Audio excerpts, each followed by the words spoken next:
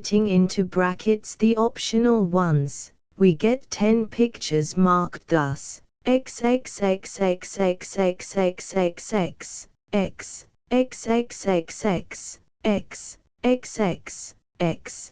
By then assigning O's in the same way, beginning at the other end, we get 9 pictures marked thus: O, O, O, O, O, O, O. All we have now to do is to run these two wedges as close together as they will go, so as to get the minimum number of pictures.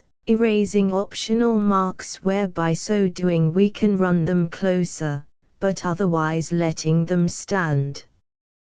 There are 10 necessary marks in the first row, and in the third, but only 7 in the second.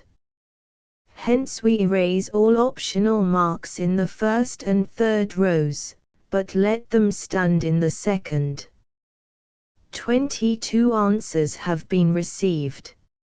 Of these 11 give no working, so, in accordance with what I announced in my last review of answers, I leave them unnamed, merely mentioning that 5 are right and 6 wrong. Of the 11 answers with which some working is supplied, 3 are wrong.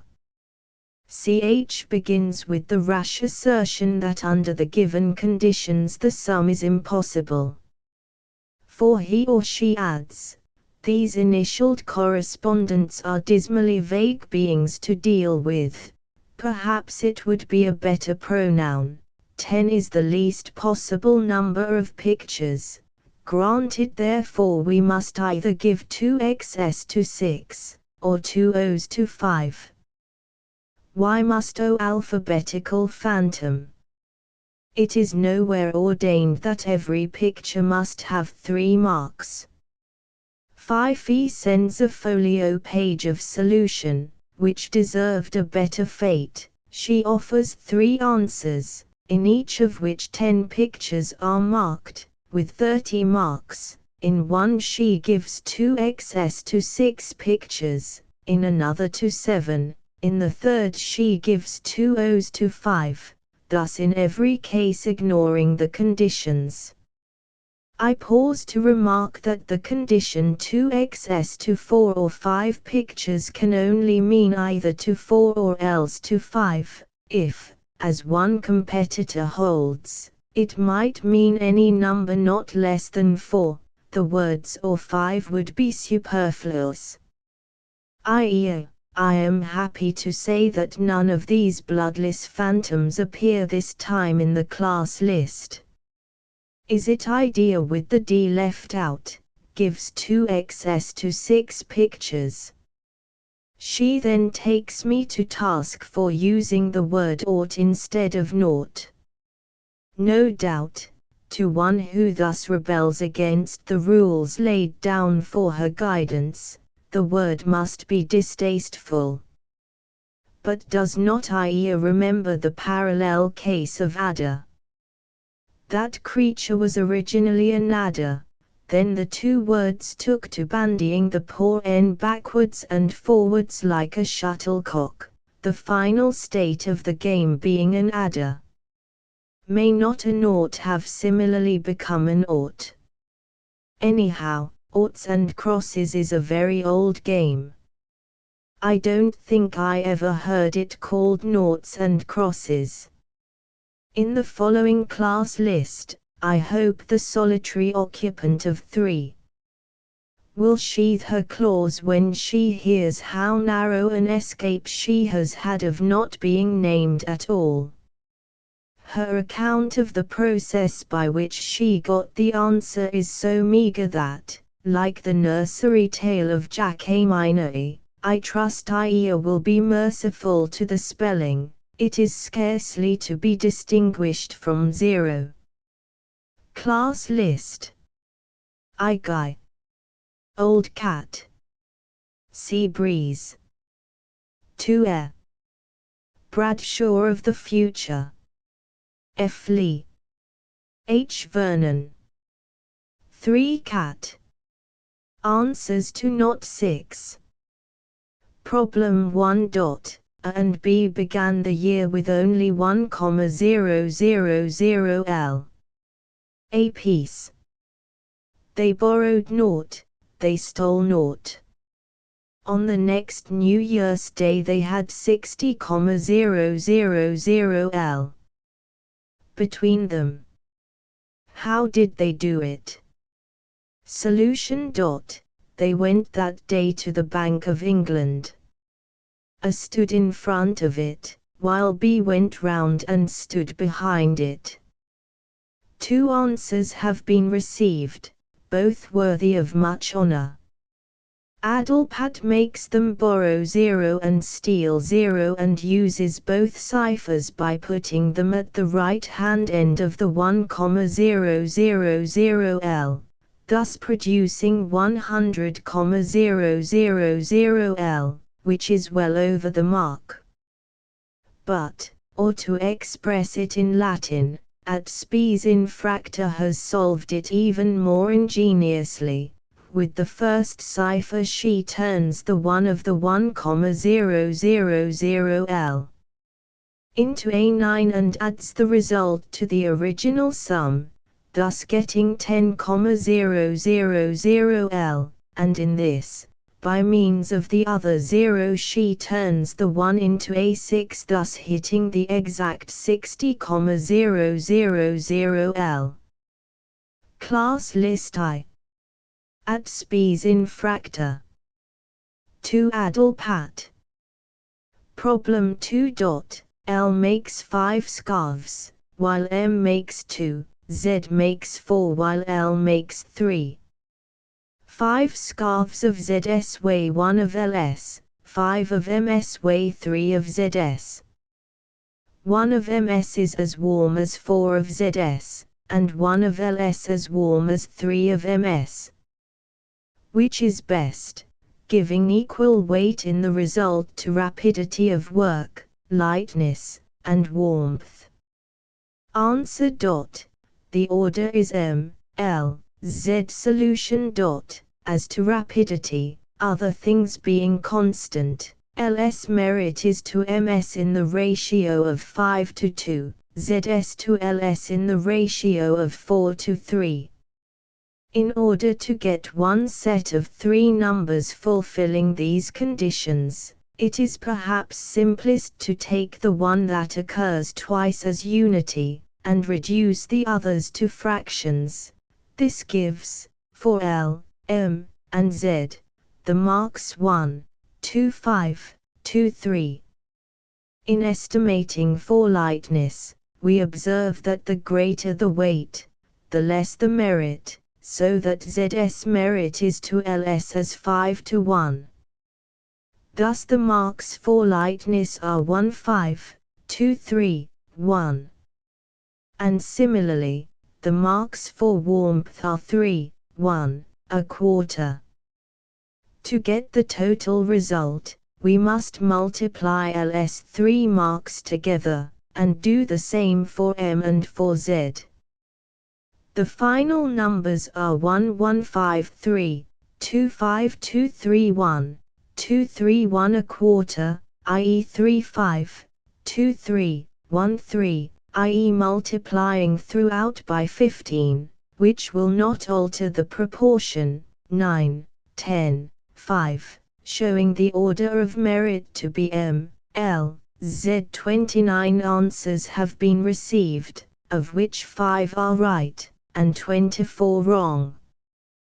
These hapless ones have all, with 3 exceptions, fallen into the error of adding the proportional numbers together, for each candidate, instead of multiplying. Why the latter is right, rather than the former, is fully proved in textbooks, so I will not occupy space by stating it here, but it can be illustrated very easily by the case of length, breadth, and depth. Suppose A and B are rival diggers of rectangular tanks.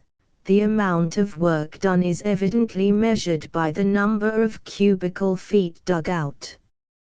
Let A dig a tank 10 feet long, 10 wide, 2 deep.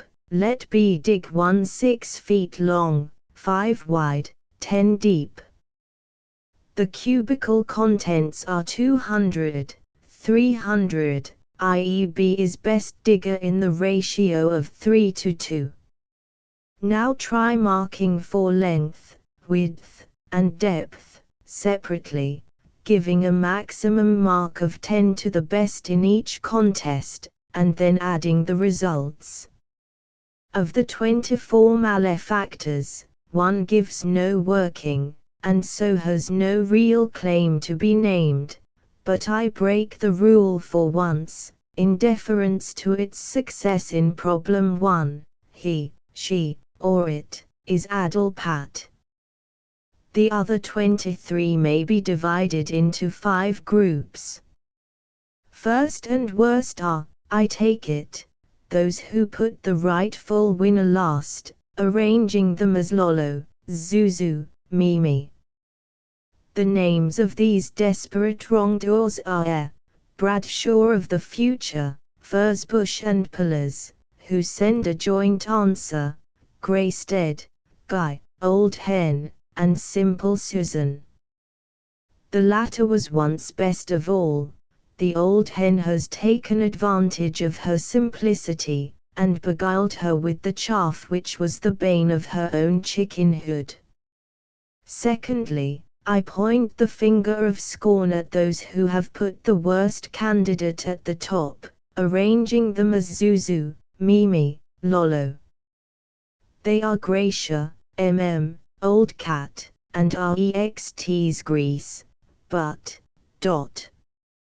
The third set have avoided both these enormities, and have even succeeded in putting the worst last, their answer being Lolo, Mimi, Zuzu. Their names are who also appears among the quite two, Clifton C., F.B., Fife, Grigg, Janet, and Mrs. Sari Gamp.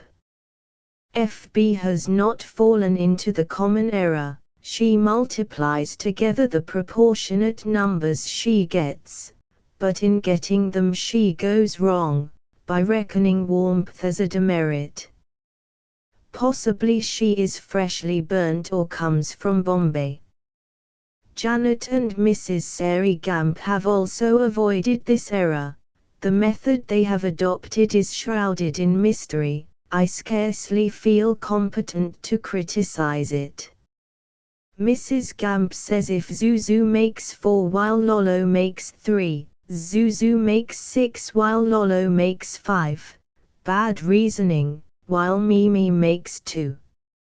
From this she concludes therefore Zuzu excels in speed by 1, i.e. when compared with Lolo, but what about Mimi? She then compares the 3 kinds of excellence, measured on this mystic scale. Janet takes the statement that Lolo makes 5 while Mimi makes 2 to prove that Lolo makes 3 while Mimi makes 1 and Zuzu 4, worse reasoning than Mrs. Gamp's, and thence concludes that Zuzu excels in speed by 1/8. Janet should have been Adeline, mystery of mysteries. The fourth set actually put Mimi at the top, arranging them as Mimi, Zuzu, Lolo. They are Marquise and Company, Martreb, SBB, first initial scarcely legible, may be meant for J, and stanza. The fifth set consist of an ancient fish and camel. These ill-assorted comrades, by dint of foot and fin, have scrambled into the right answer, but, as their method is wrong, of course it counts for nothing. Also an ancient fish has very ancient and fish-like ideas as to how numbers represent merit. She says Lolo gains 2.5 on Mimi. 2.5 what? Fish, art thou in thy duty? Of the 5 winners I put Balbus and the elder traveller slightly below the other 3, Balbus for defective reasoning, the other for scanty working. Balbus gives 2 reasons for saying that addition of marks is not the right method, and then adds it follows that the decision must be made by multiplying the marks together. This is hardly more logical than to say this is not spring, therefore it must be autumn. Class list. I dynamite. EBDL Joram. 2 Balbus. The elder traveller. With regard to Not V, I beg to express to Vizinershi and to any others who, like her, understood the condition to be that every marked picture must have 3 marks, my sincere regret that the unfortunate phrase "fill the columns with oughts and crosses" should have caused them to waste so much time and trouble. I can only repeat that a literal interpretation of fill would seem to me to require that every picture in the gallery should be marked. Vizinershi would have been in the first class if she had sent in the solution she now offers. Answers to Not 7. Problem. Given that 1 glass of lemonade, 3 sandwiches, and 7 biscuits cost 1s. 2d. And that 1 glass of lemonade, 4 sandwiches, and 10 biscuits cost 1s. 5d. Find the cost of 1. A glass of lemonade, a sandwich, and a biscuit, and 2. 2 glasses of lemonade, 3 sandwiches, and 5 biscuits. Answer. 1. 8d. 2. 1s. 7d. Solution. This is best treated algebraically. Let x equals the cost, in pence, of a glass of lemonade, y of a sandwich, and z of a biscuit. Then we have x plus 3y plus 7z equals 14, and x plus 4y plus 10z equals 17. And we require the values of x and y and z, and of 2x plus 3y plus 5z. Now, from 2 equations only, we cannot find, separately, the values of 3 unknowns. Certain combinations of them may, however, be found. Also we know that we can, by the help of the given equations, eliminate 2 of the 3 unknowns from the quantity whose value is required, which will then contain 1 only. If, then, the required value is ascertainable at all, it can only be by the 3rd unknown vanishing of itself, otherwise the problem is impossible. Let us then eliminate lemonade and sandwiches, and reduce everything to biscuits, a state of things even more depressing than if all the world were apple pie, by subtracting the first equation from the second, which eliminates lemonade, and gives y plus 3z equals 3, or y equals 3-3z, and then substituting this value of y in the first, which gives x 2z equals 5, i.e. x equals 5 plus 2z. Now if we substitute these values of x, y, in the quantities whose values are required, the first becomes 5 plus 2z, plus 3-3z, plus z, i.e. 8, and the second becomes 2, 5 plus 2z, plus 3-3z, plus 5z, i.e. 19. Hence the answers are 1, 8d, 2, 1s.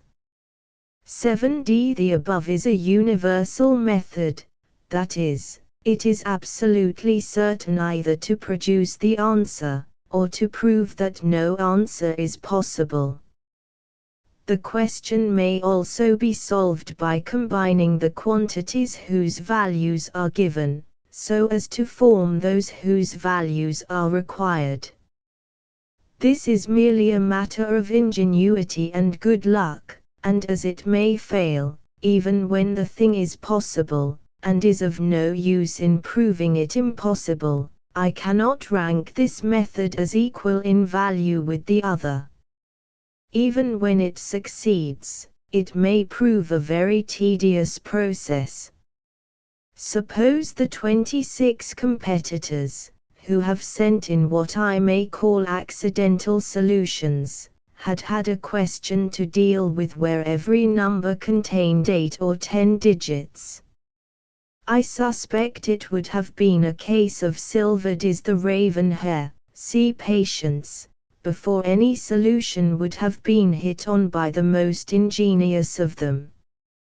4 to 5 answers have come in, of which 44 give, I am happy to say, some sort of working, and therefore deserve to be mentioned by name, and to have their virtues, or vices as the case may be, discussed.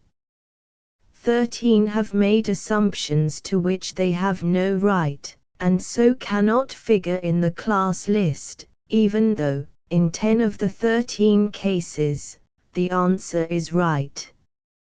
Of the remaining 28, no less than 26 have sent in accidental solutions, and therefore fall short of the highest honors.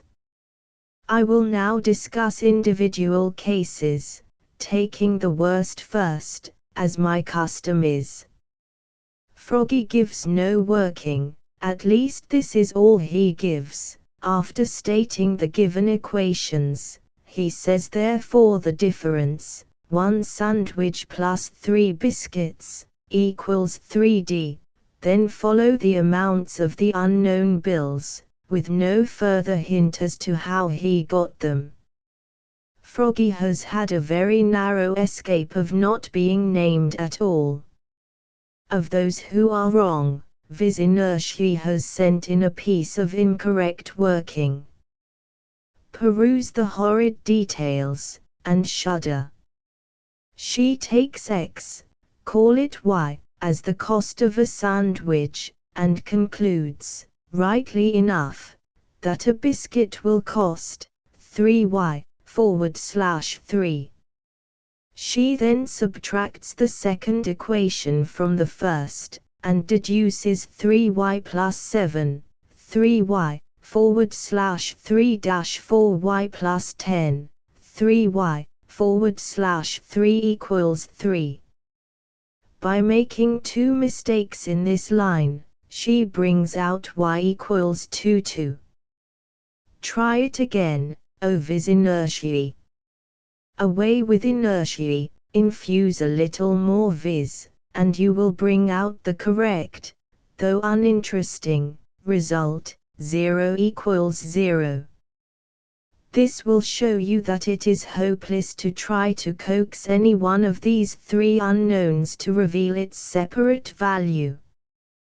The other competitor, who is wrong throughout, is either JMC or TMC, but, whether he be a juvenile miscalculator or a true mathematician confused, he makes the answers 7D and 1S.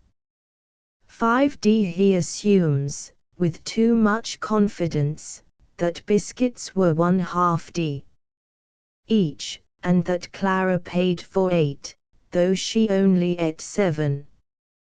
We will now consider the 13 whose working is wrong, though the answer is right, and, not to measure their demerits too exactly, I will take them in alphabetical order. Anita finds, rightly, that 1 sandwich and 3 biscuits cost 3D, and proceeds therefore 1 sandwich equals 1/2D. 3 biscuits equals 1/2D, 1 lemonade equals 6D. Dynamite begins like Anita, and thence proves, rightly, that a biscuit costs less than a 1D, whence she concludes, wrongly, that it must cost 1/2D. FCW is so beautifully resigned to the certainty of a verdict of guilty that I have hardly the heart to utter the word, without adding a recommended to mercy owing to extenuating circumstances. But really, you know, where are the extenuating circumstances? She begins by assuming that lemonade is 4D. A glass, and sandwiches 3D each, making with the 2 given equations, 4 conditions to be fulfilled by 3 miserable unknowns. And, having, naturally, developed this into a contradiction, she then tries 5D and 2D with a similar result. NB. This process might have been carried on through the whole of the tertiary period, without gratifying one single megatherium. She then, by a happy thought, tries halfpenny biscuits, and so obtains a consistent result. This may be a good solution, viewing the problem as a conundrum, but it is not scientific. Janet identifies sandwiches with biscuits. 1 sandwich plus 3 biscuits she makes equal to 4. For what? Mayfair makes the astounding assertion that the equation, S plus 3b equals 3, is evidently only satisfied by S equals 2, b equals 1/2. Old Cat believes that the assumption that a sandwich costs 1/1/2d is the only way to avoid unmanageable fractions. But why avoid them? Is there not a certain glow of triumph in taming such a fraction? Ladies and gentlemen, the fraction now before you is one that for years defied all efforts of a refining nature. It was, in a word, hopelessly vulgar. Treating it as a circulating decimal, the treadmill of fractions, only made matters worse. As a last resource, I reduced it to its lowest terms, and extracted its square root. Joking apart, let me thank Old Cat for some very kind words of sympathy, in reference to a correspondent, whose name I am happy to say I have now forgotten, who had found fault with me as a discourteous critic. OVL is beyond my comprehension. He takes the given equations as 1 and 2, thence, by the process, 2-1, deduces, rightly, equation 3, viz. S plus 3b equals 3, and thence again, by the process, 33, a hopeless mystery, deduces 3s plus 4b equals 4. I have nothing to say about it, I give it up. Seabreeze says it is immaterial to the answer, why? In what proportion 3d is divided between the sandwich and the 3 biscuits, so she assumes S equals L1/2d, B equals 1/2d. Stanza is one of a very irregular meter. At first she, like Janet, identifies sandwiches with biscuits. She then tries 2 assumptions, S equals 1, B equals 2 3, and S equals 1/2 B equals 2 6, and, naturally, ends in contradictions. Then she returns to the first assumption, and finds the 3 unknowns separately, quod est absurdum.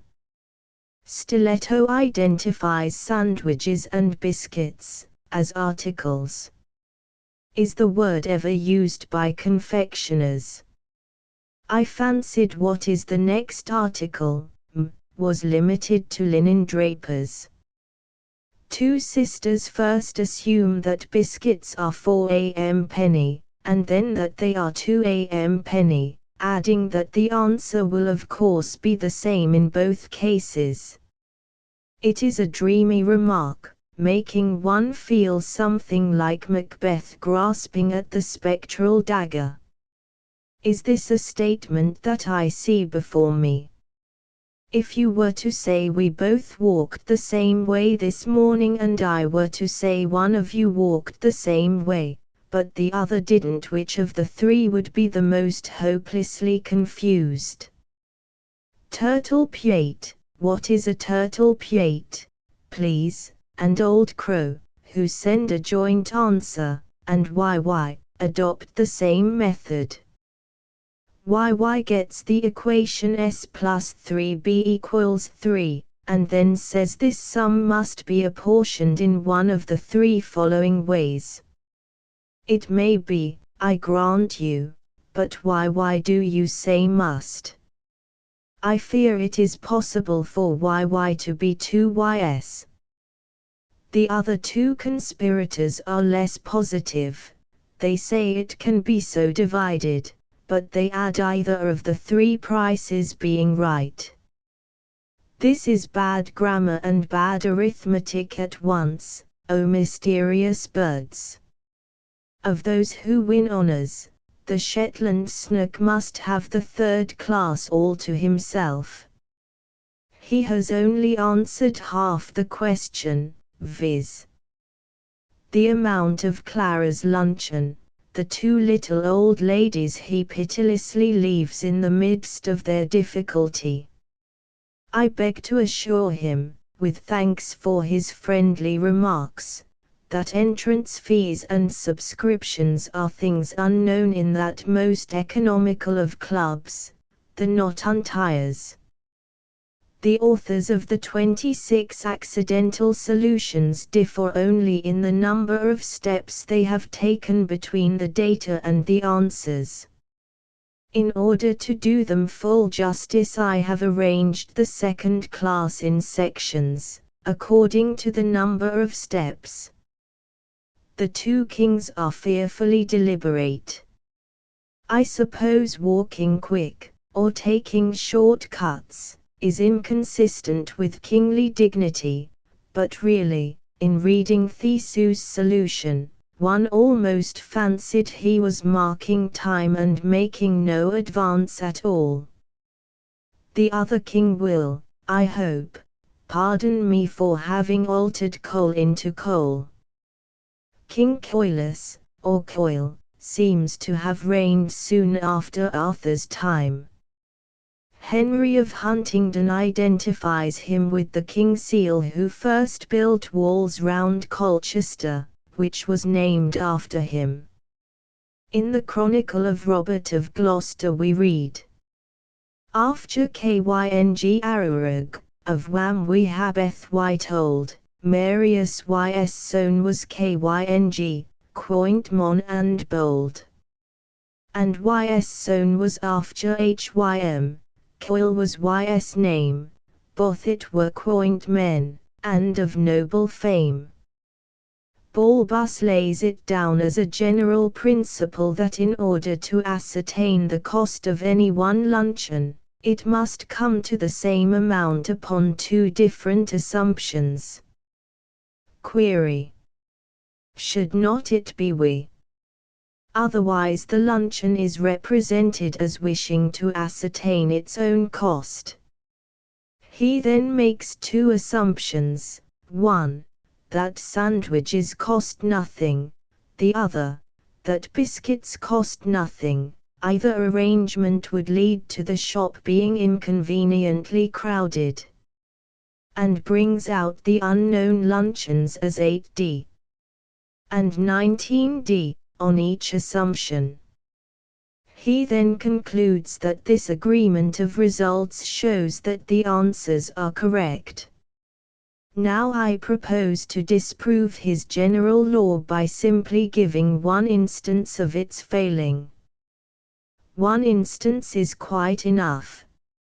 In logical language, in order to disprove a universal affirmative, it is enough to prove its contradictory, which is a particular negative. I must pause for a digression on logic, and especially on ladies' logic. The universal affirmative everybody says he's a duck is crushed instantly by proving the particular negative Peter says he's a goose, which is equivalent to Peter does not say he's a duck. And the universal negative nobody calls on her is well met by the particular affirmative I called yesterday. In short, Either of two contradictories disproves the other, and the moral is that, since a particular proposition is much more easily proved than a universal one, it is the wisest course, in arguing with a lady, to limit one's own assertions to particulars and leave her to prove the universal contradictory, if she can. You will thus generally secure a logical victory. A practical victory is not to be hoped for, since she can always fall back upon the crushing remark that has nothing to do with it. A move for which man has not yet discovered any satisfactory answer. Now let us return to Balbus. Here is my particular negative on which to test his rule. Suppose the two recorded luncheons to have been 2 buns, 1 queen cake, 2 sausage rolls, and a bottle of Zodan, total, 1 and 9 and 1 bun, 2 queen cakes, a sausage roll, and a bottle of Zodan, total, 1 and 4. And suppose Clara's unknown luncheon to have been 3 buns, 1 queen cake, 1 sausage roll, and 2 bottles of Zodan, while the 2 little sisters had been indulging in 8 buns, 4 queen cakes, 2 sausage rolls, and 6 bottles of Zodan. Poor souls, how thirsty they must have been! If Balbus will kindly try this by his principle of 2 assumptions, first assuming that a bun is 1d, and a queen cake 2d, and then that a bun is 3d, and a queen cake 3d, he will bring out the other 2 luncheons, on each assumption, as 1 and 9 and 4 and 10 respectively, which harmony of results, he will say, shows that the answers are correct.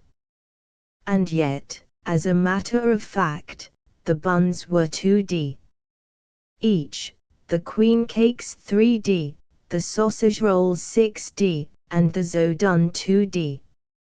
A bottle, so that Clara's third luncheon had cost 1 and 7, and her thirsty friends had spent 4 and 4.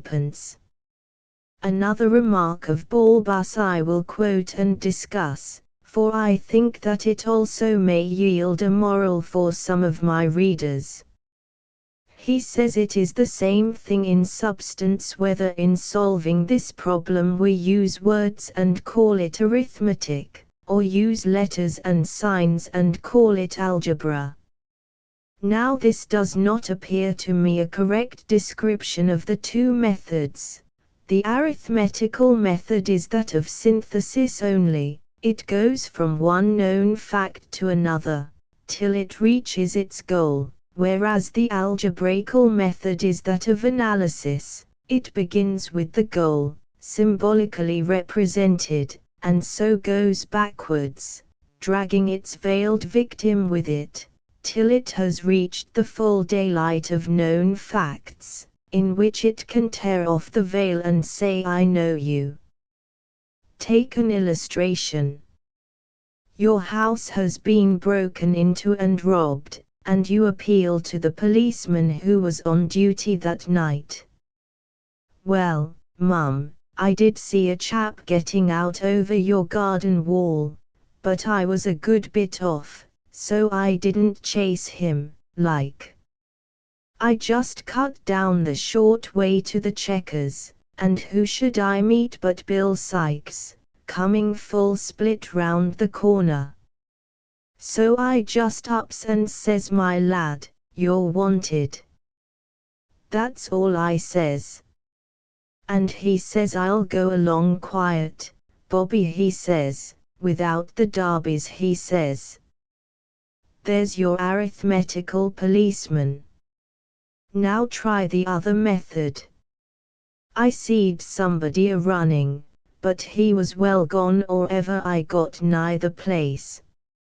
So I just took a look round in the garden. And I noticed the footmarks, where the chap had come right across your flower beds. They was good big footmarks surely. And I noticed as the left foot went down at the heel, ever so much deeper than the other. And I says to myself, the chap's been a big hulking chap, and he goes lame on his left foot. And I rubs my hand on the wall where he got over, and there was soot on it, and no mistake. So I says to myself, now where can I light on a big man, in the Chimbley sweep line, what's lame of one foot? And I flashes up promiscuous, and I says, it's Bill Sykes, says I. There is your algebraical policeman, a higher intellectual type, to my thinking, than the other. Little Jack's solution calls for a word of praise, as he has written out what really is an algebraical proof in words, without representing any of his facts as equations. If it is all his own, he will make a good algebraist in the time to come. I beg to thank Simple Susan for some kind words of sympathy, to the same effect as those received from Old Cat. Heckler and Martred are the only two who have used a method certain either to produce the answer, or else to prove it impossible, so they must share between them the highest honors. Class list. I. Heckler. Martreb. 2-1, 2 steps. Adelaide. Clifton C. EKC Guy. Lincoln U. Little Jack. Nil Desprendum. Simple Susan. Yellow Hammer. Woolly 1. 2, 3 steps. A Christmas Carol. Afternoon tea. An appreciative schoolma'am. Baby. Ballbus. Bog oak. The Red Queen. Wallflower. 3, 4 steps. Hawthorn. Joram. SSG 4, 5 steps. A Stepney coach. 5, 6 steps. Bay Laurel. Bradshaw of the future. 6, 9 steps. Old King Cole. 7, 14 steps. Theseus. Answers to correspondence. I have received several letters on the subjects of knots 2 and 6, which lead me to think some further explanation desirable. In knot 2, I had intended the numbering of the houses to begin at one corner of the square, and this was assumed by most, if not all, of the competitors. Trojanus, however, says, assuming, in default of any information, that the street enters the square in the middle of each side, it may be supposed that the numbering begins at a street. But surely the other is the more natural assumption. In knot 6, the first problem was of course a mere jeu de maths, whose presence I thought excusable in a series of problems whose aim is to entertain rather than to instruct, but it has not escaped the contemptuous criticisms of 2 of my correspondents, who seem to think that Apollo is in duty bound to keep his bow always on the stretch. Neither of them has guessed it, and this is true human nature. Only the other day, the 31st of September, to be quite exact, I met my old friend Brown, and gave him a riddle I had just heard. With one great effort of his colossal mind, Brown guessed it. "Right," said I. "Said he, "it's very neat, very neat." And it isn't an answer that would occur to everybody. Very neat indeed. A few yards further on, I fell in with Smith and to him I propounded the same riddle. He frowned over it for a minute, and then gave it up. Meekly I faltered out the answer. A poor thing, sir. Smith growled, as he turned away. A very poor thing. I wonder you care to repeat such rubbish. Yet Smith's mind is, if possible, even more colossal than Brown's. The second problem of Knot 6 is an example in ordinary double rule of 3, whose essential feature is that the result depends on the variation of several elements, which are so related to it that, if all but one be constant, it varies as that one, hence, if none be constant, it varies as their product. Thus, for example, the cubical contents of a rectangular tank vary as its length, if breadth and depth be constant, and so on, hence, if none be constant, it varies as the product of the length, breadth, and depth. When the result is not thus connected with the varying elements, the problem ceases to be double rule of 3 and often becomes one of great complexity. To illustrate this, let us take two candidates for a prize, A and B, who are to compete in French, German, and Italian. A. Let it be laid down that the result is to depend on their relative knowledge of each subject, so that, whether their marks, for French, be 1, 2 or 100, 200, the result will be the same. And let it also be laid down that, if they get equal marks on 2 papers, the final marks are to have the same ratio as those of the third paper. This is a case of ordinary double rule of 3. We multiply A's 3 marks together, and do the same for B. Note that, if A gets a single 0, his final mark is 0 even if he gets full marks for 2 papers while B gets only 1 mark for each paper.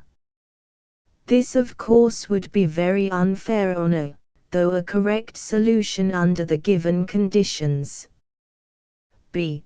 The result is to depend, as before, on relative knowledge, but French is to have twice as much weight as German or Italian. This is an unusual form of question. I should be inclined to say the resulting ratio is to be nearer to the French ratio than if we multiplied as in A, and so much nearer that it would be necessary to use the other multipliers twice to produce the same result as in A. For example, if the French ratio were 2:10, and the others 2:9:19, so that the ultimate ratio, by method A, would be 2:45, I should multiply instead by 2:3:13, giving the result 1:3, which is nearer to 2:10 than if he had used method A. C. The result is to depend on actual amount of knowledge of the 3 subjects collectively. Here we have to ask 2 questions. 1. What is to be the unit, i.e. standard to measure by, in each subject? 2. Are these units to be of equal, or unequal value? The usual unit is the knowledge shown by answering the whole paper correctly, calling this 100. All lower amounts are represented by numbers between 0 and 100. Then, if these units are to be of equal value, we simply add A's 3 marks together, and do the same for B, D. The conditions are the same as C, but French is to have double weight. Here we simply double the French marks, and add as before. French is to have such weight, that, if other marks be equal, the ultimate ratio is to be that of the French paper, so that A0 in this would swamp the candidate, but the other two subjects are only to affect the result collectively, by the amount of knowledge shown, the two being reckoned of equal value. Here I should add A's German and Italian marks together, and multiply by his French mark. But I need not go on. The problem may evidently be set with many varying conditions, each requiring its own method of solution. The problem in Knot 6 was meant to belong to variety A, and to make this clear, I inserted the following passage. Usually the competitors differ in one point only. Thus, last year, Fifi and Gogo made the same number of scarves in the trial week, and they were equally light, but Fifi's were twice as warm as Gogo's, and she was pronounced twice as good. What I have said will suffice, I hope, as an answer to Balbus, who holds that A and C are the only possible varieties of the problem, and that to say we cannot use addition, therefore we must be intended to use multiplication, is no more illogical than, from knowledge that one was not born in the night, to infer that he was born in the daytime, and also to Fifi, who says I think a little more consideration will show you that our error of adding the proportional numbers together for each candidate instead of multiplying is no error at all. Why, even if addition had been the right method to use, not one of the writers, I speak from memory, showed any consciousness of the necessity of fixing a unit for each subject. No error at all. They were positively steeped in error. One correspondent, I do not name him, as the communication is not quite friendly in tone, writes thus: I wish to add, very respectfully, that I think it would be in better taste if you were to abstain from the very trenchant expressions which you are accustomed to indulge in when criticizing the answer. That such a tone must not be not agreeable to the persons concerned who have made mistakes may possibly have no great weight with you, but I hope you will feel that it would be as well not to employ it, unless you are quite certain of being correct yourself. The only instances the writer gives of the trenchant expressions are hapless and malefactors. I beg to assure him, and any others who may need the assurance, I trust there are none, that all such words have been used in jest, and with no idea that they could possibly annoy anyone, and that I sincerely regret any annoyance I may have thus inadvertently given. May I hope that in future they will recognize the distinction between severe language used in sober earnest, and the words of unmeant bitterness which Coleridge has alluded to in that lovely passage beginning a little child, a limber elf. If the writer will refer to that passage, or to the preface to Fire, Famine, and Slaughter, he will find the distinction, for which I plead, far better drawn out than I could hope to do in any words of mine. The writer's insinuation that I care not how much annoyance I give to my readers I think it best to pass over in silence, but to his concluding remark I must entirely demur. I hold that to use language likely to annoy any of my correspondents would not be in the least justified by the plea that I was quite certain of being correct. I trust that the not untiers and I are not on such terms as those. I beg to thank GB for the offer of a puzzle, which, however, is too like the old one. Make 49s into 100. Answers to Not 8. 1. The pigs. Problem. Place 24 pigs in 4 sties so that, as you go round and round, you may always find the number in each sty nearer to 10 than the number in the last. Answer. Place 8 pigs in the first sty, 10 in the second, nothing in the third, and 6 in the fourth. 10 is nearer 10 than 8, nothing is nearer 10 than 10, 6 is nearer 10 than nothing, and 8 is nearer 10 than 6. This problem is noticed by only 2 correspondents. Bulbus says it certainly cannot be solved mathematically, nor do I see how to solve it by any verbal quibble. Nolens Volens makes her radiancy change the direction of going round, and even then is obliged to add the pigs must be carried in front of her. 2. The Grömstipths. Problem. Omnibuses start from a certain point, both ways, every 15 minutes. A traveler, starting on foot along with one of them, meets one in 12.5 minutes. When will he be overtaken by one? Answer.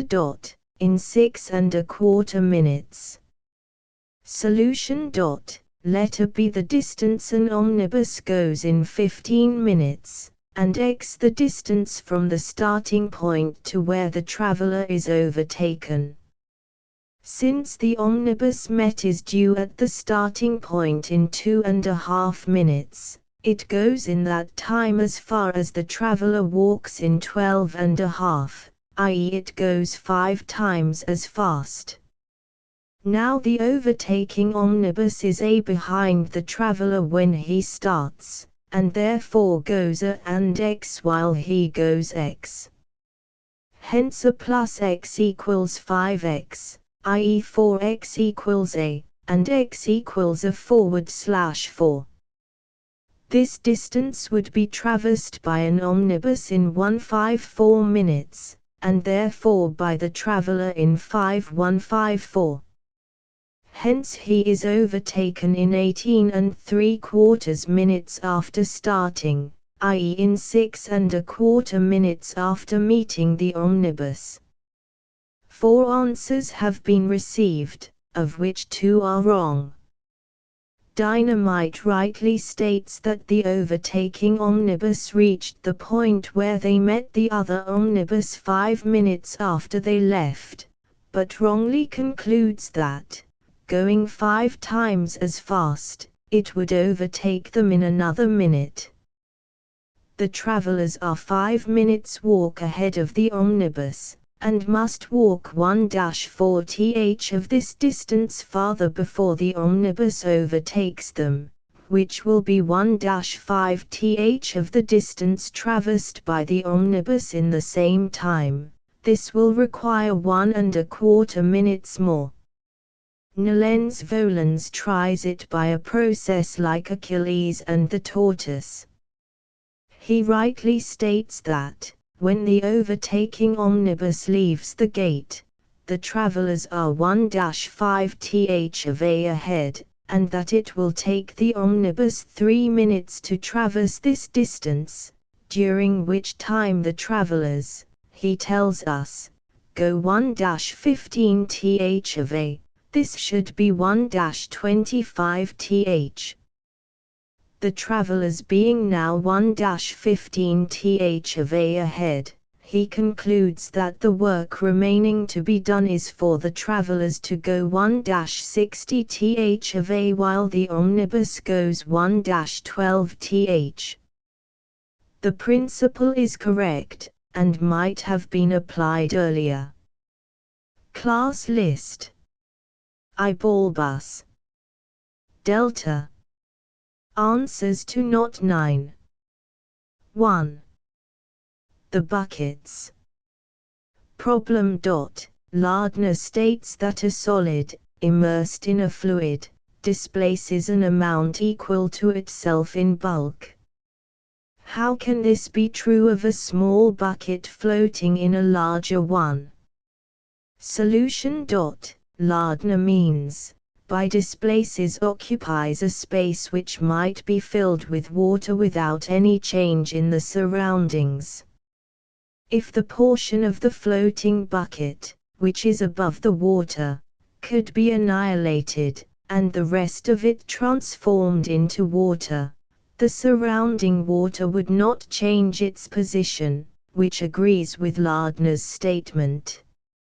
5 answers have been received, none of which explains the difficulty arising from the well-known fact that a floating body is the same weight as the displaced fluid. Heckler says that only that portion of the smaller bucket which descends below the original level of the water can be properly said to be immersed, and only an equal bulk of water is displaced. Hence, according to Heckler, a solid, whose weight was equal to that of an equal bulk of water, would not float till the whole of it was below the original level of the water, but, as a matter of fact, it would float as soon as it was all under water. Magpie says the fallacy is the assumption that one body can displace another from a place where it isn't, and that Lardner's assertion is incorrect, except when the containing vessel was originally full to the brim. But the question of floating depends on the present state of things, not on past history. Old King Cole takes the same view as Heckler. Tympanum and Vindex assume that displaced means raised above its original level and merely explain how it comes to pass that the water, so raised, is less in bulk than the immersed portion of bucket, and thus land themselves, or rather set themselves floating, in the same boat as Heckler. I regret that there is no class list to publish for this problem. 2. Ball-bus essay. Problem. Ball-bus states that if a certain solid be immersed in a certain vessel of water, the water will rise through a series of distances, 2 inches, 1 inch, half an inch, and c, which series has no end. He concludes that the water will rise without limit. Is this true? Solution. No. This series can never reach 4 inches, since, however many terms we take, we are always short of 4 inches by an amount equal to the last term taken. 3 answers have been received, but only 2 seem to me worthy of honors. Tympanum says that the statement about the stick is merely a blind, to which the old answer may well be applied, Savitur ambulando, or rather mergendo. I trust Tympanum will not test this in his own person, by taking the place of the man in Ball-bus essay. He would infallibly be drowned. Old King Cole rightly points out that the series 2, 1, and c is a decreasing geometrical progression, while Vindex rightly identifies the fallacy as that of Achilles and the tortoise. Class list. I. Old King Cole. Vindex. 3. The garden. Problem. An oblong garden, half a yard longer than wide, consists entirely of a gravel walk, spirally arranged, a yard wide and 3,630 yards long. Find the dimensions of the garden. Answer. 60, 60 and a half. Solution. The number of yards and fractions of a yard traversed in walking along a straight piece of walk is evidently the same as the number of square yards and fractions of a square yard contained in that piece of walk, and the distance traversed in passing through a square yard at a corner is evidently a yard.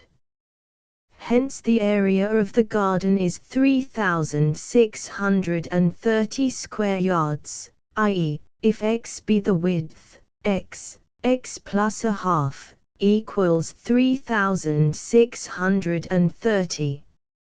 Solving this quadratic, we find x equals 60. Hence the dimensions are 60, 60 and a half. 12 answers have been received, 7 right and 5 wrong. CGL, Nabob, Old Crow, and Tympanum assume that the number of yards in the length of the path is equal to the number of square yards in the garden. This is true, but should have been proved. But each is guilty of darker deeds. CGL's working consists of dividing 3,630 by 60. Whence came this divisor, O Sagiel? Divination? Or was it a dream? I fear this solution is worth nothing. Old Crow's is shorter, and so, if possible, worth rather less. He says the answer is at once seen to be 60-61/2. Nabob's calculation is short, but as rich as a nabob in error. He says that the square root of 3,630 multiplied by 2 equals the length plus the breadth. That is 60.252 equals 120.5. His first assertion is only true of a square garden. His second is irrelevant, since 60.25 is not the square root of 3,630. Nay, Bob, this will not do. Tympanum says that, by extracting the square root of 3,630, we get 60 yards with a remainder of 30/60, or half a yard, which we add so as to make the oblong 60-60.5. This is very terrible, but worse remains behind. Tympanum proceeds thus, but why should there be the half yard at all? Because without it there would be no space at all for flowers.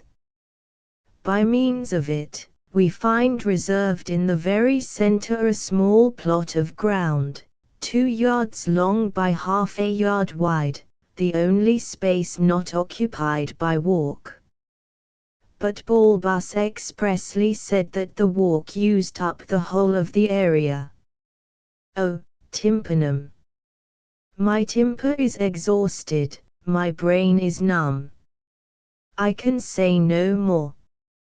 Heckler indulges, again and again, in that most fatal of all habits in computation, the making two mistakes which cancel each other.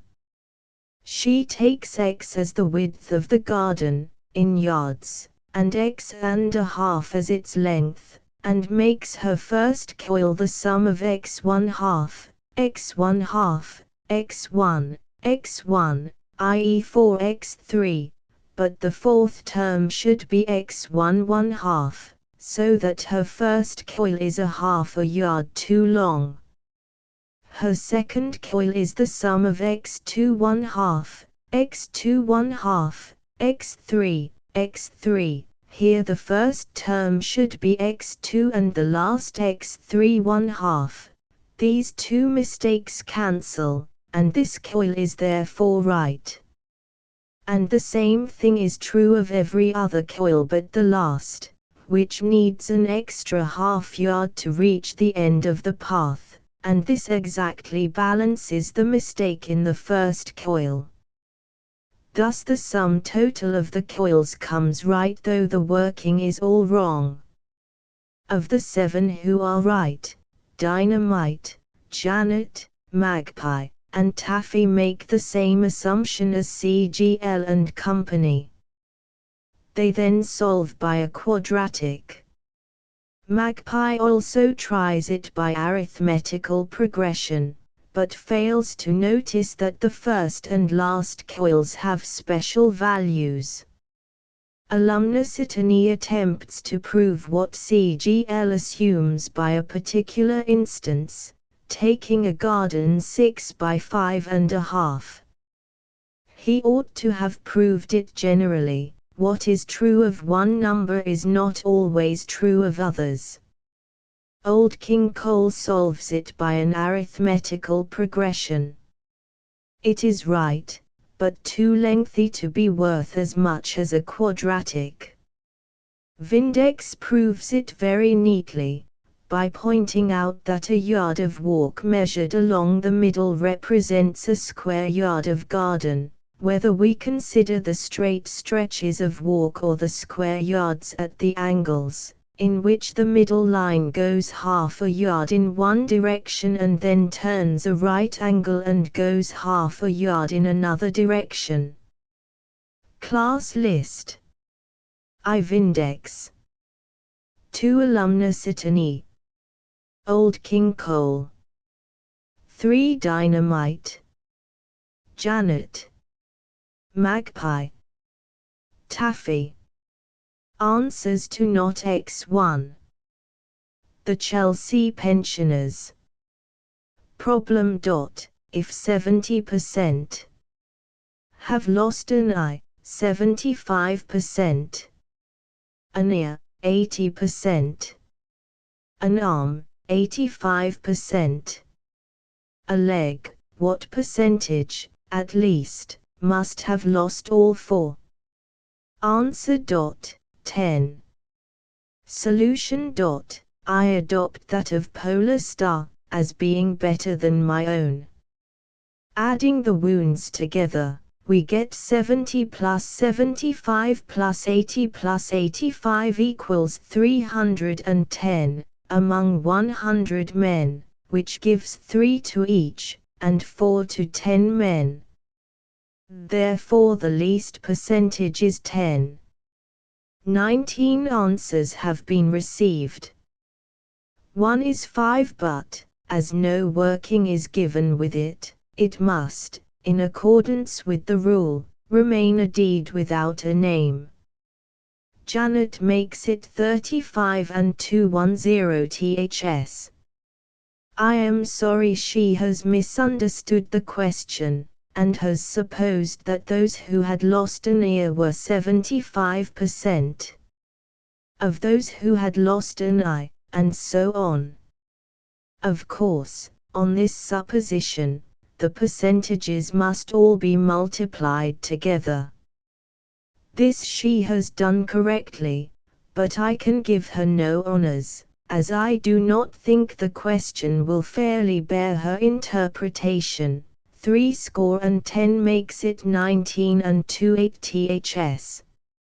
Her solution has given me, I will not say many anxious days and sleepless nights, for I wish to be strictly truthful, but some trouble in making any sense at all of it. She makes the number of pensioners wounded once to be 310%, I suppose. Dividing by 4, she gets 77.5 as average percentage. Again dividing by 4, she gets 19 and 28 ths as percentage wounded 4 times. Does she suppose wounds of different kinds to absorb each other, so to speak?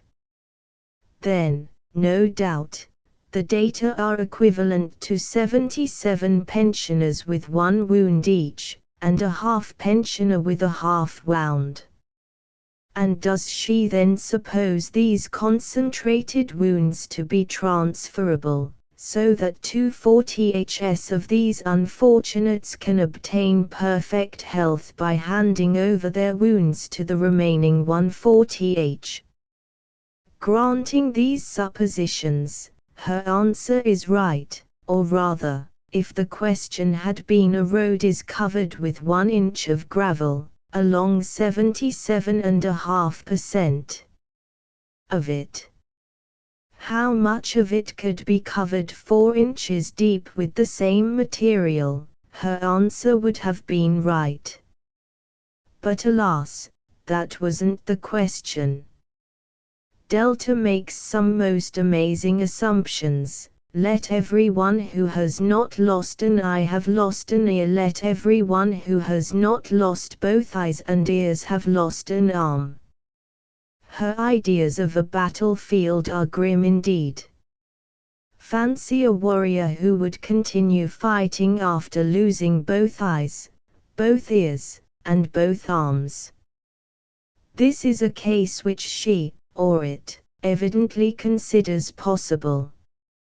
Next come 8 writers who have made the unwarrantable assumption that, because 70% have lost an eye, therefore 30% have not lost one, so that they have both eyes.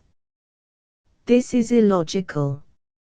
If you give me a bag containing 100 sovereigns, and if in an hour I come to you, my face not beaming with gratitude nearly so much as when I received the bag, to say I am sorry to tell you that 70 of these sovereigns are bad, do I thereby guarantee the other 30 to be good? Perhaps I have not tested them yet.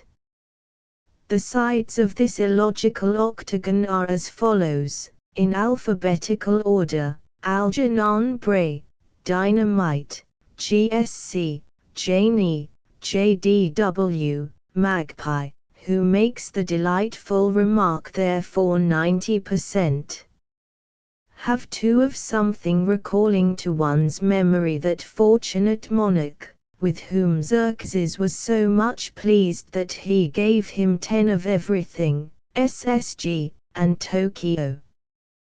Bradshaw of the future and TR do the question in a piecemeal fashion, on the principle that the 70% and the 75%, though commenced at opposite ends of the 100, must overlap by at least 45%. And so on.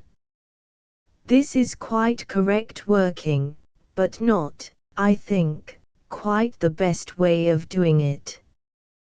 The other 5 competitors will, I hope, feel themselves sufficiently glorified by being placed in the first class, without my composing a triumphal ode for each.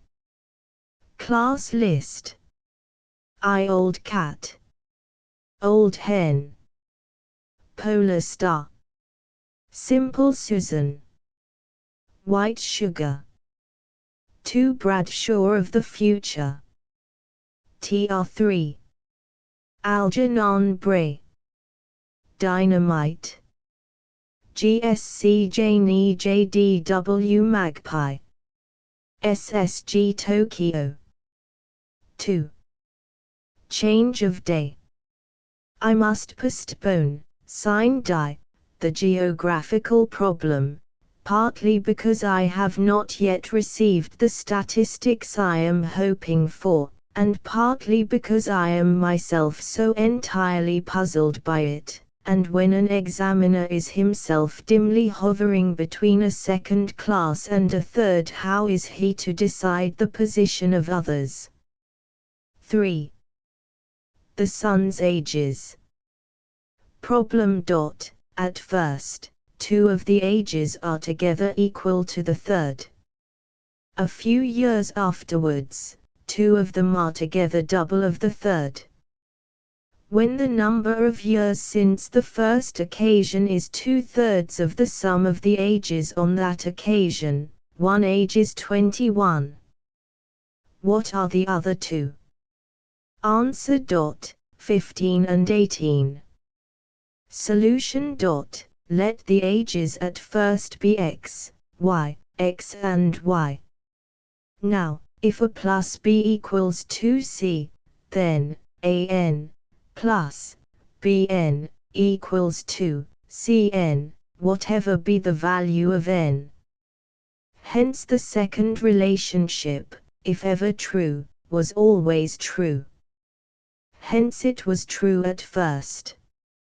But it cannot be true that x and y are together double of x and y. Hence it must be true of x and y, together with x or y, and it does not matter which we take. We assume, then, x plus y, plus x equals 2y, i.e. y equals 2x. Hence the three ages were, at first, x, 2x, 3x, and the number of years, since that time is 2/3 of 6x, i.e. is 4x. Hence the present ages are 5x, 6x, 7x. The ages are clearly integers, since this is only the year when one of my sons comes of age. Hence 7x equals 21, x equals 3, and the other ages are 15, 18. 18 answers have been received. One of the writers merely asserts that the first occasion was 12 years ago, that the ages were then 9, 6, and 3, and that on the second occasion they were 14, 11, and 8. As a Roman father, I ought to withhold the name of the rash writer, but respect for age makes me break the rule. It is 70. Janie also asserts that the ages at first were 9, 6, 3, then she calculates the present ages, leaving the second occasion unnoticed. Old Hen is nearly as bad. She tried various numbers till I found one that fitted all the conditions, but merely scratching up the earth, and pecking about, is not the way to solve a problem, O venerable bird. And close after Old Hen prowls, with hungry eyes, Old Cat, who calmly assumes, to begin with, that the son who comes of age is the eldest. Eat your bird, puss, for you will get nothing from me. There are yet 2 zeros to dispose of. Minerva assumes that, on every occasion, a son comes of age, and that it is only such a son who is tipped with gold. Is it wise thus to interpret now, my boys? Calculate your ages, and you shall have the money. Bradshaw of the future says let the ages at first be 9, 6, 3, then assumes that the second occasion was 6 years afterwards, and on these baseless assumptions brings out the right answers. Guide future travelers, and thou art no Bradshaw for this age. Of those who win honors, the merely honorable are 2.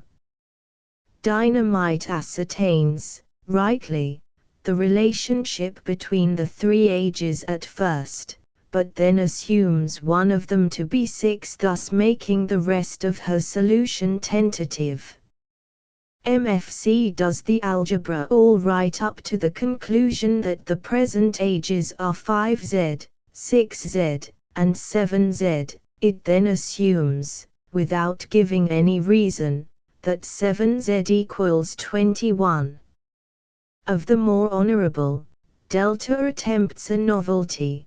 To discover which son comes of age by elimination, it assumes, successively, that it is the middle one, and that it is the youngest, and in each case it apparently brings out an absurdity.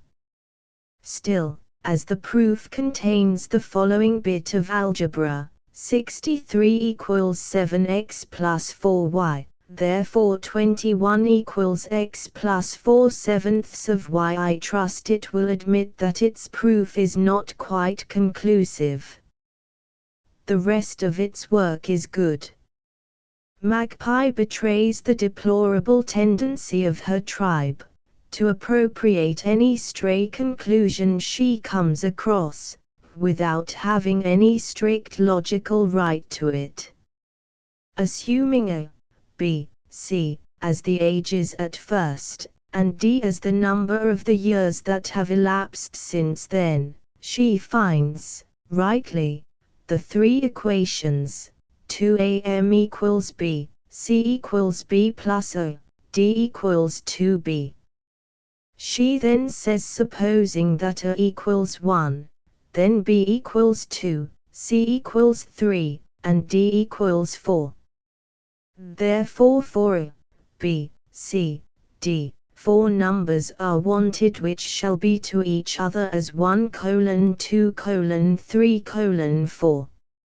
It is in the therefore that I detect the unconscientiousness of this bird. The conclusion is true, but this is only because the equations are homogeneous, i.e. having one unknown in each term, a fact which I strongly suspect had not been grasped, I beg pardon, Claude, by her. Were I to lay this little pitfall, A plus 1 equals B, B plus 1 equals C, supposing A equals 1, then B equals 2 and C equals 3.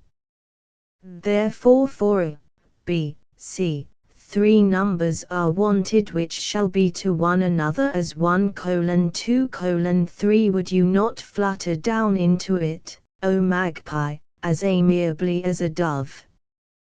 Simple Susan is anything but simple to me. After ascertaining that the three ages at first are as 3:21, she says then, as 2/3 of their sum, added to one of them, equals 21, the sum cannot exceed 30, and consequently the highest cannot exceed 15. I suppose her mental argument is something like this: 2/3 of sum plus 1 age equals 21, therefore sum plus 3/2 of 1 age equals 31.5. But 3/2 of 1 age cannot be less than 1.5. Here I perceive that simple Susan would on no account present a guinea to a newborn baby, hence the sum cannot exceed 30. This is ingenious, but her proof, after that, is, as she candidly admits, clumsy and roundabout.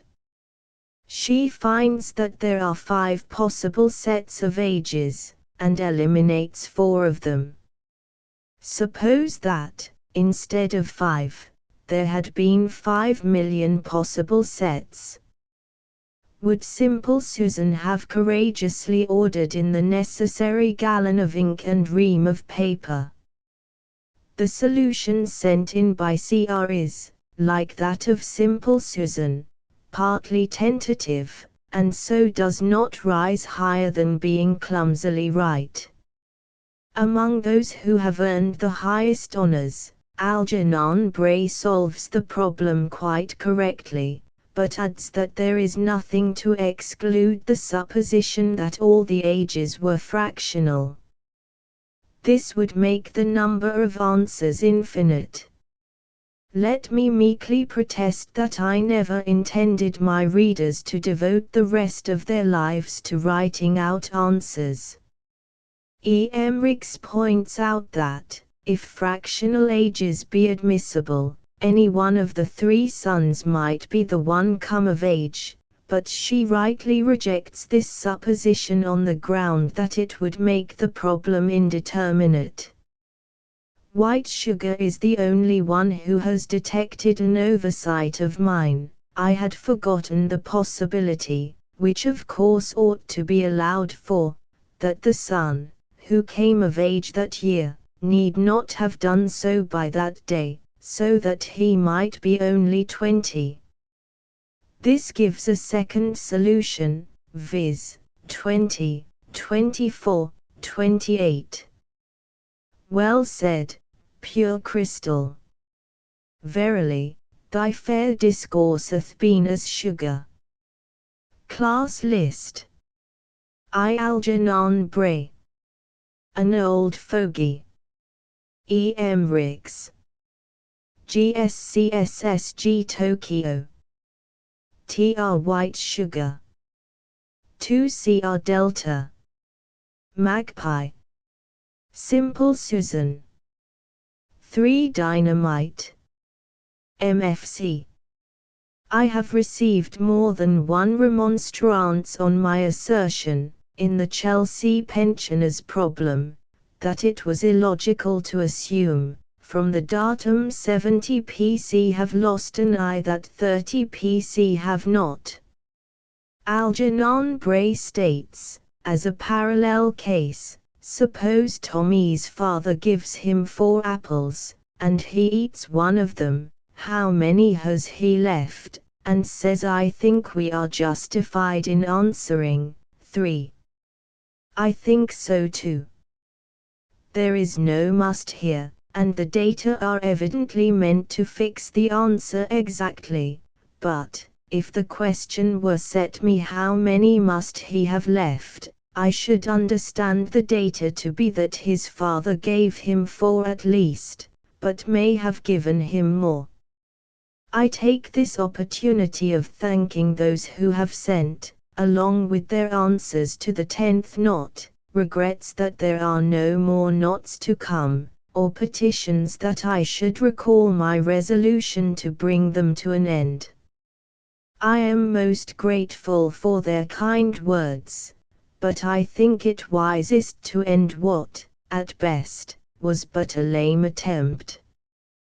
The stretched meter of an antique song is beyond my compass, and my puppets were neither distinctly in my life, like those I now address, nor yet, like Alice and the Mock Turtle, distinctly out of it.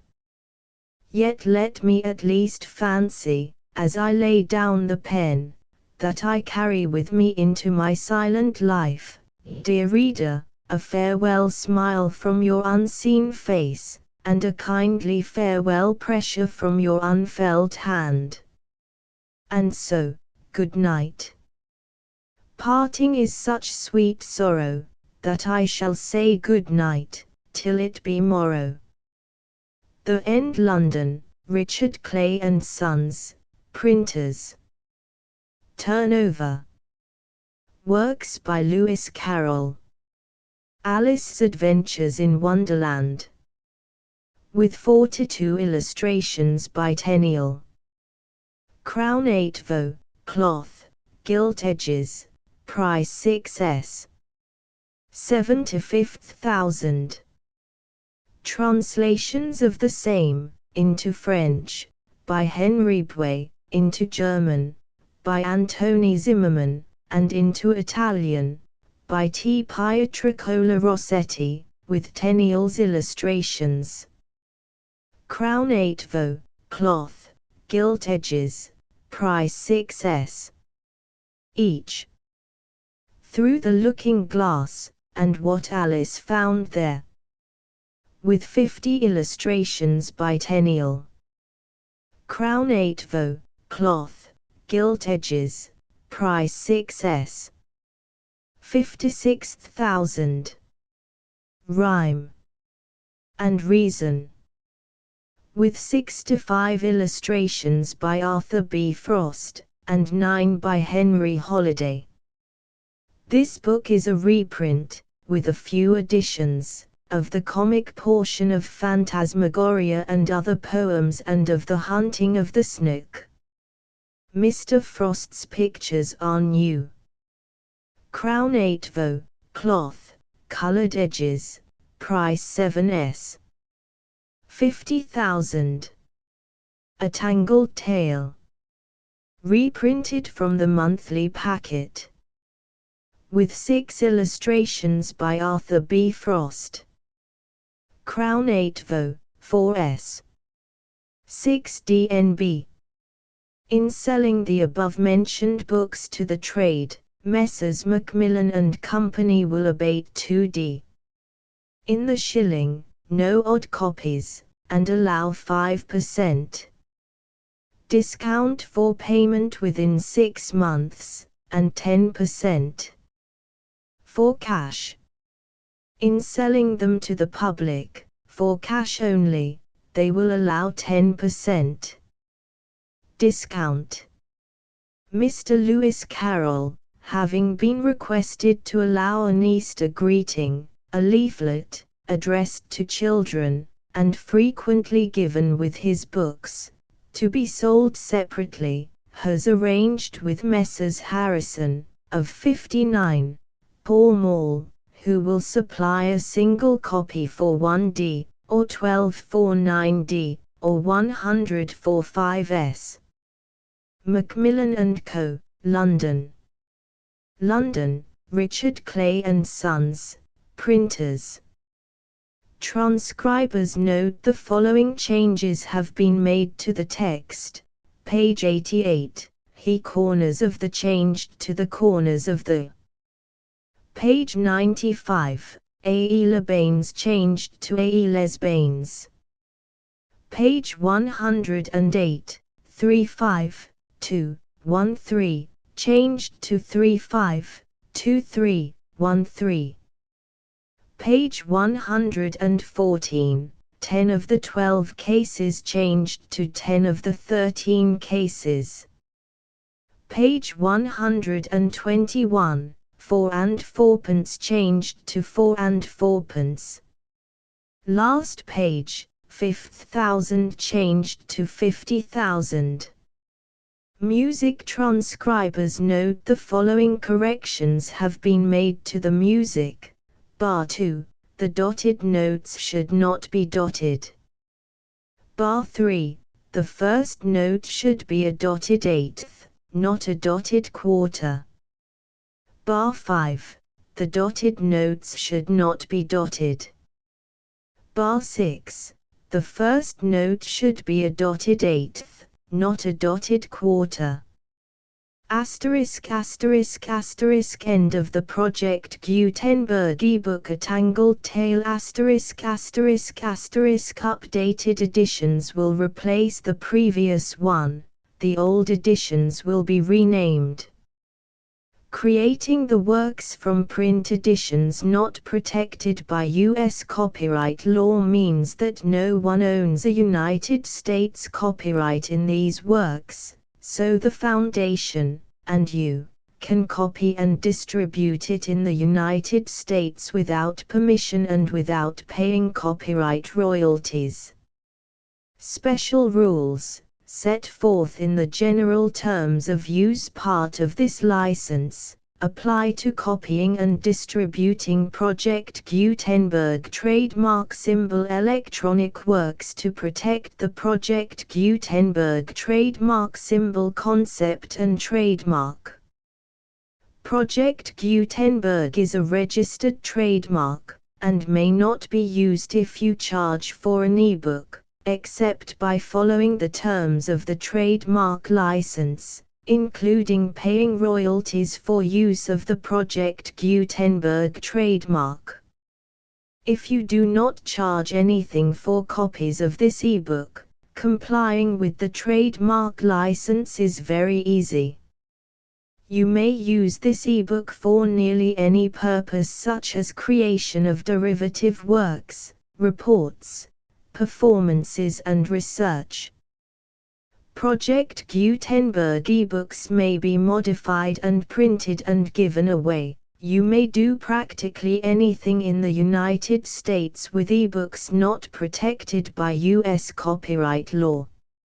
Redistribution is subject to the trademark license, especially commercial redistribution.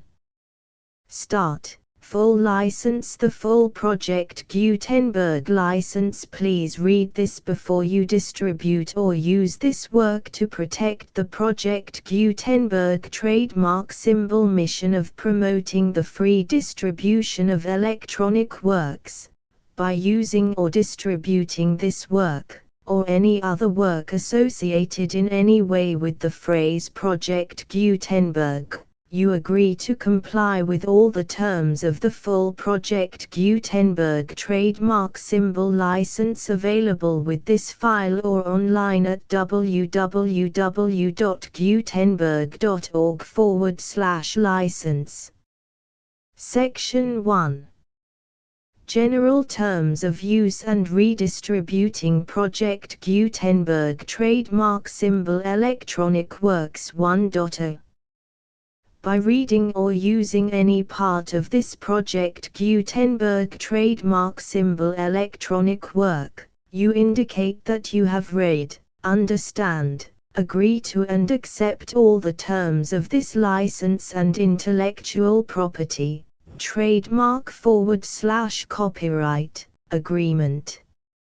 If you do not agree to abide by all the terms of this agreement, you must cease using and return or destroy all copies of Project Gutenberg trademark symbol electronic works in your possession. If you paid a fee for obtaining a copy of or access to a Project Gutenberg trademark symbol electronic work and you do not agree to be bound by the terms of this agreement, you may obtain a refund from the person or entity to whom you paid the fee as set forth in paragraph 1.e.8. 1.b Project Gutenberg is a registered trademark. It may only be used on or associated in any way with an electronic work by people who agree to be bound by the terms of this agreement. There are a few things that you can do with most Project Gutenberg trademark symbol electronic works even without complying with the full terms of this agreement. See paragraph 1.c below. There are a lot of things you can do with Project Gutenberg trademark symbol electronic works if you follow the terms of this agreement and help preserve free future access to Project Gutenberg trademark symbol electronic works. See paragraph 1.e below. 1.c. The Project Gutenberg Literary Archive Foundation, the Foundation or PGLAF, owns a compilation copyright in the collection of Project Gutenberg trademark symbol electronic works. Nearly all the individual works in the collection are in the public domain in the United States. If an individual work is unprotected by copyright law in the United States and you are located in the United States, we do not claim a right to prevent you from copying, distributing, performing, displaying or creating derivative works based on the work as long as all references to Project Gutenberg are removed. Of course, we hope that you will support the Project Gutenberg trademark symbol mission of promoting free access to electronic works by freely sharing Project Gutenberg trademark symbol works in compliance with the terms of this agreement for keeping the Project Gutenberg trademark symbol name associated with the work. You can easily comply with the terms of this agreement by keeping this work in the same format with its attached full Project Gutenberg trademark symbol license when you share it without charge with others. 1.d. The copyright laws of the place where you are located also govern what you can do with this work. Copyright laws in most countries are in a constant state of change.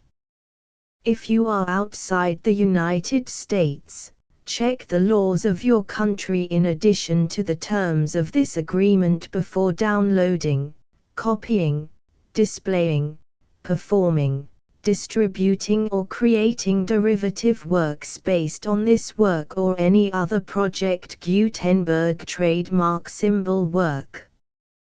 The Foundation makes no representations concerning the copyright status of any work in any country other than the United States.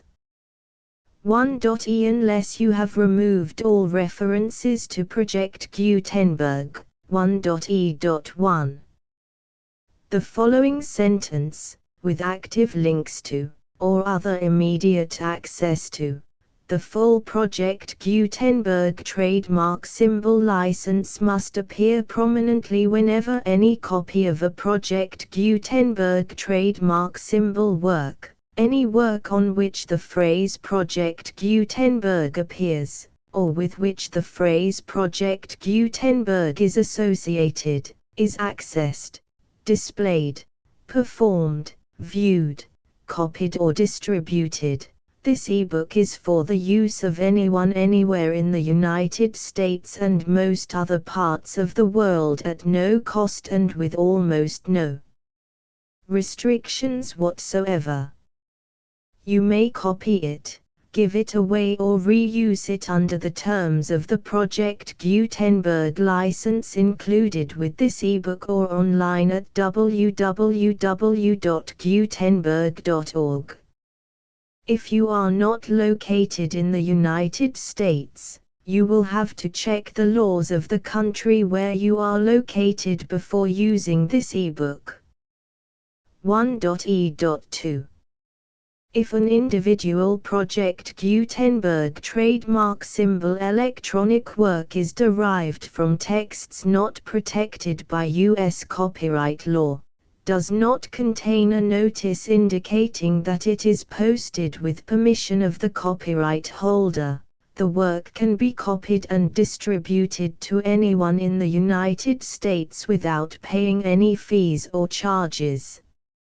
If you are redistributing or providing access to a work with the phrase Project Gutenberg associated with or appearing on the work, you must comply either with the requirements of paragraphs 1.e.1 through 1.e.7 or obtain permission for the use of the work and the Project Gutenberg trademark symbol trademark as set forth in paragraphs 1.e.8 or 1.e.9. 1.e.3.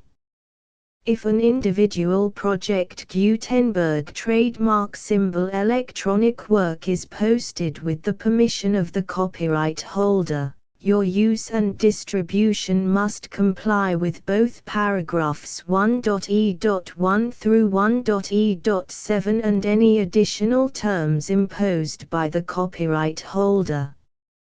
Additional terms will be linked to the Project Gutenberg trademark symbol license for all works posted with the permission of the copyright holder found at the beginning of this work. 1.e.4. Do not unlink or detach or remove the full Project Gutenberg trademark symbol license terms from this work, or any files containing a part of this work or any other work associated with Project Gutenberg trademark symbol. 1.e.5.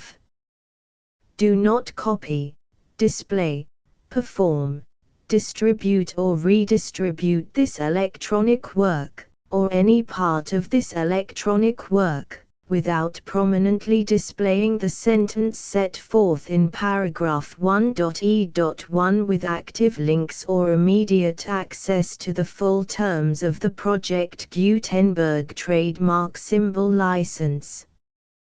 1.e.6. You may convert to and distribute this work in any binary, compressed, marked up, non-proprietary or proprietary form, including any word processing or hypertext form.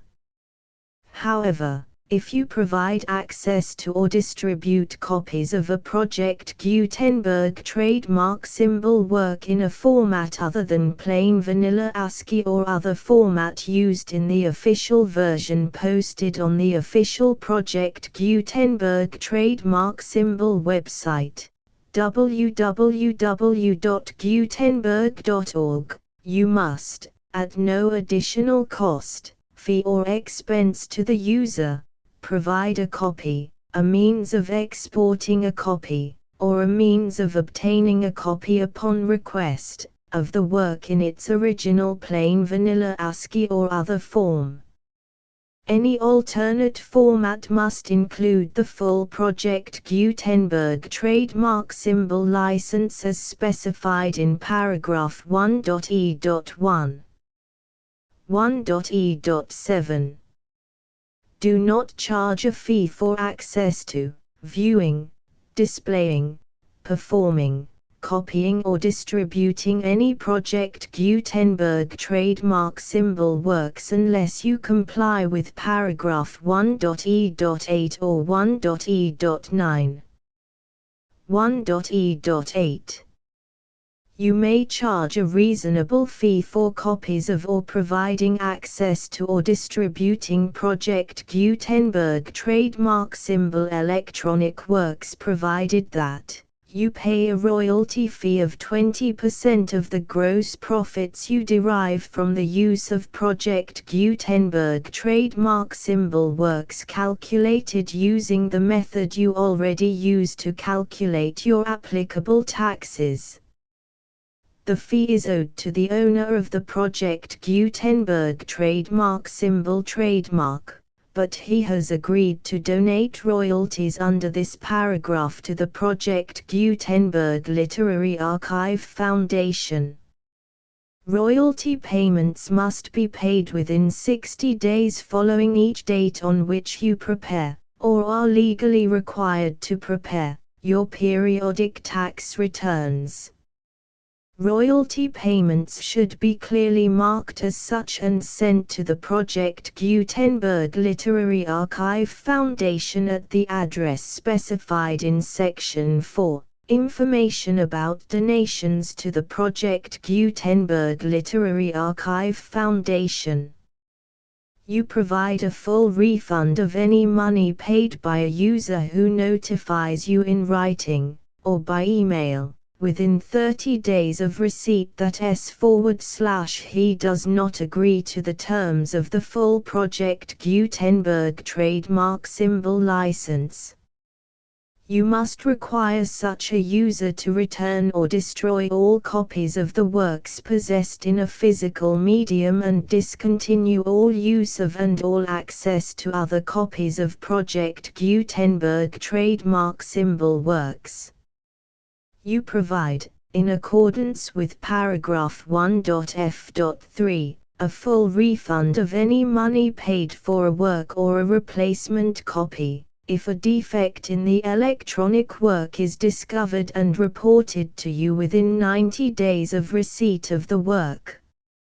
You comply with all other terms of this agreement for free distribution of Project Gutenberg trademark symbol works. 1.e.9. If you wish to charge a fee or distribute a Project Gutenberg trademark symbol electronic work or group of works on different terms than are set forth in this agreement, you must obtain permission in writing from the Project Gutenberg Literary Archive Foundation, the manager of the Project Gutenberg trademark symbol trademark. Contact the Foundation as set forth in Section 3 below. 1.f1.f.1.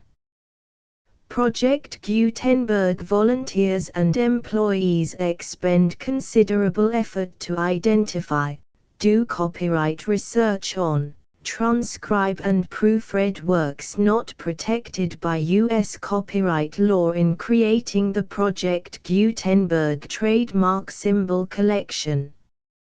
Despite these efforts, Project Gutenberg trademark symbol electronic works, and the medium on which they may be stored, may contain defects such as, but not limited to, incomplete, inaccurate or corrupt data, transcription errors, a copyright or other intellectual property infringement, a defective or damaged disk or other medium, a computer virus, or computer codes that damage or cannot be read by your equipment. 1.f.2 Limited warranty, disclaimer of damages, except for the right of replacement or refund described in paragraph 1.f.3. The Project Gutenberg Literary Archive Foundation, the owner of the Project Gutenberg trademark symbol trademark, and any other party distributing a Project Gutenberg trademark symbol electronic work under this agreement, disclaim all liability to you for damages, costs and expenses, including legal fees. You agree that you have no remedies for negligence, strict liability, breach of warranty or breach of contract except those provided in paragraph 1.f.3. You agree that the Foundation, the trademark owner, and any distributor under this agreement will not be liable to you for actual, direct, indirect, consequential, punitive or incidental damages even if you give notice of the possibility of such damage. 1.f.3 Limited right of replacement or refund. If you discover a defect in this electronic work within 90 days of receiving it, you can receive a refund of the money, if any, you paid for it by sending a written explanation to the person you received the work from. If you received the work on a physical medium, you must return the medium with your written explanation. The person or entity that provided you with the defective work may elect to provide a replacement copy in lieu of a refund. If you received the work electronically, the person or entity providing it to you may choose to give you a second opportunity to receive the work electronically in lieu of a refund. If the second copy is also defective, you may demand a refund in writing without further opportunities to fix the problem. 1.f.4 Except for the limited right of replacement or refund set forth in paragraph 1.f.3, this work is provided to you as is, with no other warranties of any kind, express or implied, including but not limited to warranties of merchantability or fitness for any purpose. 1.f.5 Some states do not allow disclaimers of certain implied warranties or the exclusion or limitation of certain types of damages. If any disclaimer or limitation set forth in this agreement violates the law of the state applicable to this agreement, the agreement shall be interpreted to make the maximum disclaimer or limitation permitted by the applicable state law. The invalidity or unenforceability of any provision of this agreement shall not void the remaining provisions. 1.f.6 Indemnity. You agree to indemnify and hold the Foundation, the trademark owner, any agent or employee of the Foundation, anyone providing copies of Project Gutenberg trademark symbol electronic works in accordance with this agreement, and any volunteers associated with the production, promotion and distribution of Project Gutenberg trademark symbol electronic works, harmless from all liability, costs and expenses, including legal fees, that arise directly or indirectly from any of the following which you do or cause to occur. A. Distribution of this or any Project Gutenberg trademark symbol work. B. Alteration, modification, or additions or deletions to any Project Gutenberg trademark symbol work, and C. Any defect you cause. Section 2. Information about the mission of Project Gutenberg trademark symbol. Project Gutenberg trademark symbol is synonymous with the free distribution of electronic works in formats readable by the widest variety of computers, including obsolete, old, middle-aged and new computers. It exists because of the efforts of hundreds of volunteers and donations from people in all walks of life. Volunteers and financial support to provide volunteers with the assistance they need are critical to reaching Project Gutenberg trademark symbol's goals and ensuring that the Project Gutenberg trademark symbol collection will remain freely available for generations to come. In 2001, the Project Gutenberg Literary Archive Foundation was created to provide a secure and permanent future for Project Gutenberg trademark symbol and future generations. To learn more about the Project Gutenberg Literary Archive Foundation and how your efforts and donations can help, see sections 3 and 4 and the Foundation information page at www.gutenberg.org. Section 3. Information about the Project Gutenberg Literary Archive Foundation. The Project Gutenberg Literary Archive Foundation is a non-profit 501(c)(3) educational corporation organized under the laws of the state of Mississippi and granted tax-exempt status by the Internal Revenue Service. The Foundation's IN or Federal Tax Identification Number is 64-6221541. Contributions to the Project Gutenberg Literary Archive Foundation are tax-deductible to the full extent permitted by U.S. federal laws and your state's laws. The Foundation's business office is located at 809 North 1500 West, Salt Lake City, UT 84116, 801-596-1887. Email contact links and up-to-date contact information can be found at the Foundation's website and official page at www.gutenberg.org/contact section 4. Information about donations to the Project Gutenberg Literary Archive Foundation. Project Gutenberg trademark symbol depends upon and cannot survive without widespread public support and donations to carry out its mission of increasing the number of public domain and licensed works that can be freely distributed in machine-readable form accessible by the widest array of equipment, including outdated equipment.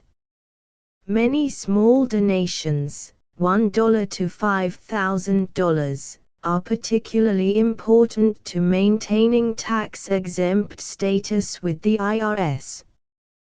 The Foundation is committed to complying with the laws regulating charities and charitable donations in all 50 states of the United States.